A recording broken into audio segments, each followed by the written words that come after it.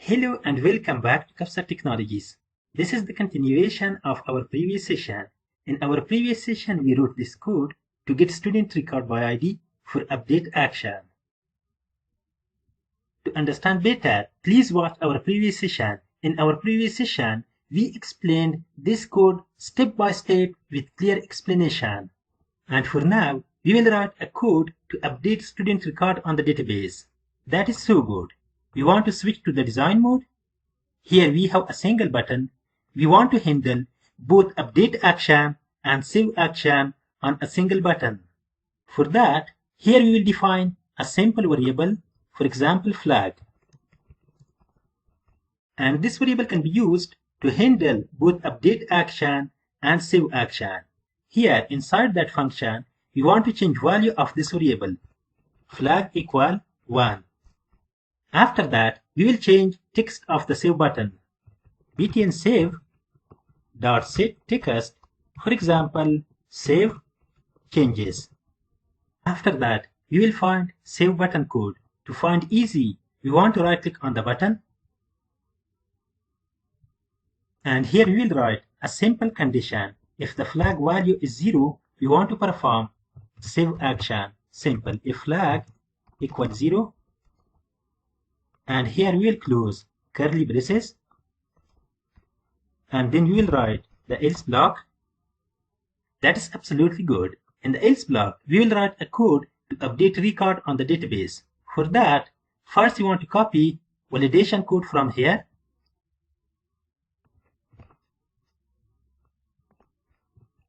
So thereafter, we will read database connection from JDBC connection class. For that, we want to use try catch with resources. And here we will write catch block SQL exception. So let's read database connection from JDBC connection class. Simple connection equal JDBC connection dot get database connection. And here we have a simple mistake. Let's add name for the connection. For example, Khan. You can use any name. Here is no problem. So after that, we will write a simple query to update record on the database. For that, you want to take a simple variable, for example, string query equal update tbl student set student name equal parameter. Then we have father name equal parameter. Thereafter we have gender equal parameter. After that, we have faculty ID equal parameter. Then we have description. And then we have student image. After that, we want to define where condition, where student ID equal parameter. Let's define prepare statement. Simple prepare statement ps equal con dot prepare statement. And we want to pass query variable. That is good. Thereafter, we will bind parameters one by one. First, we have student name parameter. For that, we want to get value from the text box. Simple. ps.set string. And here you want to get value from the text box. Text is student ID, name dot get text. That is good. Thereafter, we have father name. ps.set string of to txt father name dot get text. So after that, we have gender. For gender, we have two radio buttons, male and female. For that, we want to define a simple condition. Here we want to take our variable string gender type equal we have radio male. If the radio male is selected, we want to assign value male, else we want to assign value female. That is good. Thereafter, we want to bind parameter. Simple. ps.set string of 3, and we want to get value from gender type. Thereafter, we have faculty. For the faculty, we want to take our variable, for example, hash map, and here you want to specify key string type and value integer type. For example, map equal, and we want to call load faculty method. That is good. After that, we want to set parameter. Simple. base.set int. Here we have 4 indexes, and we have map.get, and we have Symbacus faculty.get selected item .toString.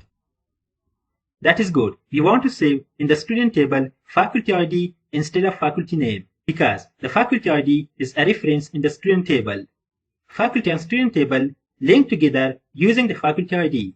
Okay, thereafter we have description parameter. Let's set value for this also. Simple. base.set string of 5, and we want to get value from txt description.getText. So thereafter we have student image. For that we want to bind parameter. As you know that in the project root folder we have an image directory. In that image directory we want to save all the student images. And whenever user want to save record or update record, we want to save all the images here.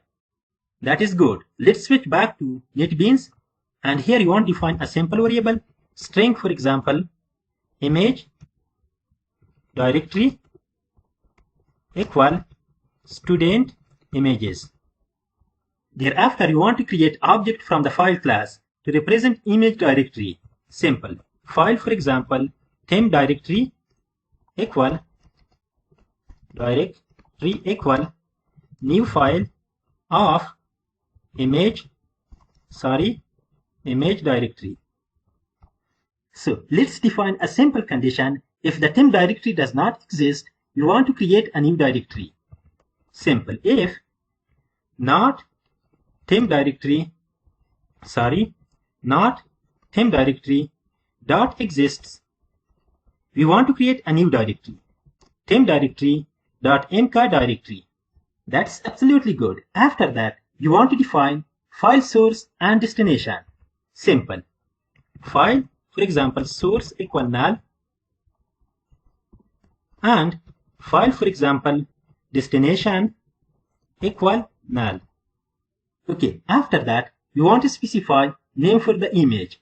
For that, you want to take a variable string, for example, temp student name equal txt student name.getText.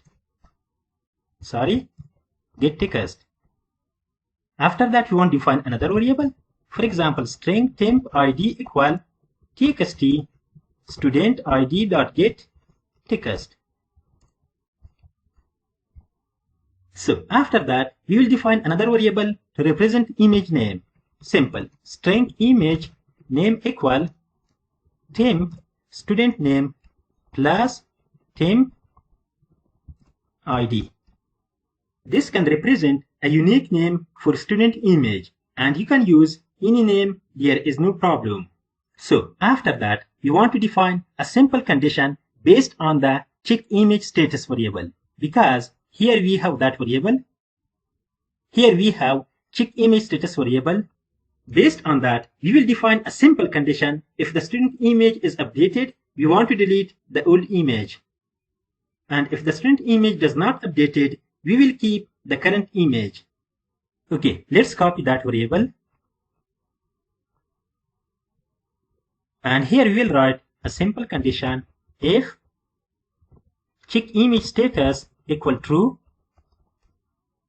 that means if the student image is updated, we want to remove the old image. At the top level, we will define another variable of type string. For example, string temp update image. Let's copy that name. And here we will define file. For example, file temp file equal new file of temp update image. So if the student image is updated, we want to delete temp image. Temp file dot delete. Thereafter, we want to extract extension from the image. Simple. String, for example, extension equal file name dot substring and file name dot last index of dot, and here you want to increment by 1. Thereafter, we want to initialize file source and destination. Simple. We have source equal new file, and you want to pass file name. Let's initialize destination as well. Destination equal new file, and here you can pass image directory.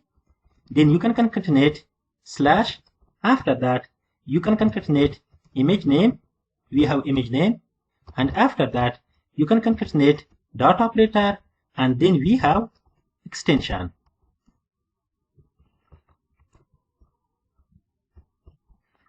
That is good. We specified source and destination. Hereafter, you want to copy image from the source to destination. Simple. Here you want to use files.copy method, copy, and here you can pass source and destination. Source.toPath, and here you can pass destination.toPath. So, as you can see, we got an exception. An reported exception, IO exception, must be caught to declare to be true. For that, you can use try catch block or throws keyword. We want to use try catch block because here we have already the catch block, and we want to write IO exception also. Simple. IO exception. As you can see, the error is gone. After that, you want to bind parameter. Simple. ps.set string, and you want to use index, and here you want to get file name from the destination. Destination.toString. That is good. After that, we will define else block because if the image is not updated, you want to keep the current image. Simple else ps.set string, and here you want to get image from temp update image. After that, we will execute prepare statement. Simple ps.execute update, because the execute update method can be used to execute DML queries like insert, update, and delete. And finally, you want to copy some code from the save button. As you can see, here we have simple code to display message, got maxed ID from the database, clear the text boxes, and here we have a simple code to set default image. And here we called get all records method to get all the records from database. You want to copy that code, and you want to paste here. So after that, you want to bind parameter for student ID also, because here we have where condition. Let's set the parameter. Simple. Before the execute update, ps.set int of 7, and we want to use parsing integer.parse int of, we want to get value from txt student id dot get text.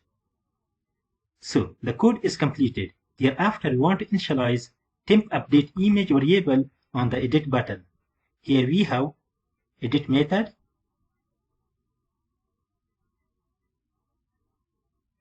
This is the edit method. We want to initialize variable here. Simple. Here we have temp update image rs.get string of 7. That is good. Thereafter, you want to run the application.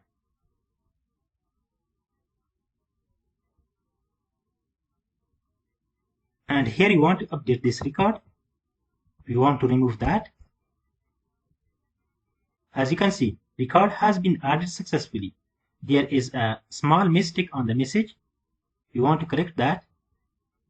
And here we want to find update code. Here we have an update code. Let's remove this. Updated successfully.